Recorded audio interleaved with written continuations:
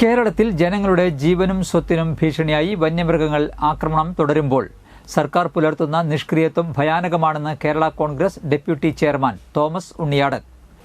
കഴിഞ്ഞ 9 വർഷത്തിനിടെ 8000-ലധികം പേർക്ക് പരിക്കും 1300-ഓളം പേർക്ക് ജീവഹാനിയും സംഭവിച്ചിട്ടും വനം വകുപ്പോ വനം മന്ത്രിയോ പ്രശ്നപരിഹാരത്തിനായി യുദ്ധകാലാടിസ്ഥാനത്തിൽ ഒന്നും ചെയ്യാതെ ജനങ്ങളെ മൃഗങ്ങളുടെ ആക്രമണങ്ങൾക്ക് വിട്ടുകൊടുക്കുകയാണ്. മലയോര സമരയാത്രയുടെ തുടർച്ചയായി പരിയാരം ഫോറസ്റ്റ് ഓഫീസിന് മുന്നിൽ UDFന്റെ നേതൃത്വത്തിൽ നടന്ന പ്രതിഷേധ മാർച്ചും ധർണയും ഉദ്ഘാടനം ചെയ്ത് സംസാരിക്കുകയായിരുന്നു അദ്ദേഹം. Congress block president MT Davis അധ്യക്ഷത വഹിച്ചു.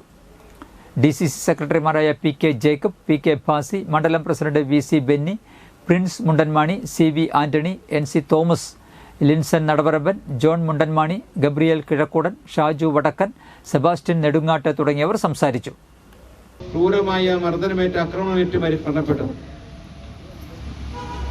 ഇടുക്കിയിലെ പെരുവന്താനത്ത് സോഫിയ എന്ന് പറയുന്ന ഒരു സഹോദരി കുളിക്കാൻ വേണ്ടി ആറ്റിലേക്ക് പോയി.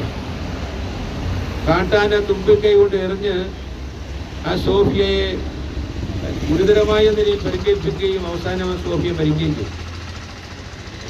തിരുവനന്തപുരത്ത് പാലോട് ബാബു എന്നൊരു ആദിവാസി അതേ ദിവസം തന്നെ ഏതാണ്ട് 4 മണിക്കൂർ കഴിഞ്ഞപ്പോൾ അദ്ദേഹം വനവിഭവങ്ങൾ